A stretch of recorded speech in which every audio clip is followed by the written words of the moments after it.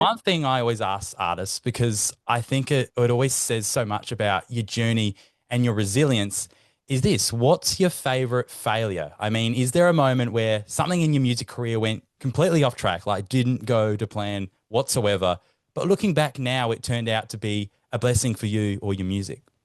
That's a great question. I would say with my first tour, I tried to have that happen earlier because back then I didn't have a team or an agent or anything and didn't really know what I was doing. And so like I wanted my first tour, the Nostalgia tour, to happen like way earlier, like probably like halfway through the year and at the start of the year I was trying to like book it in and it just wasn't working and it was too much for me and I didn't know what I was doing. Venues weren't responding, stuff like that. And I was like it felt like a failure at the time because I was like, oh damn it, I really wanted this tour to be like here. I'd sort of set this deadline in my mind for it to be then.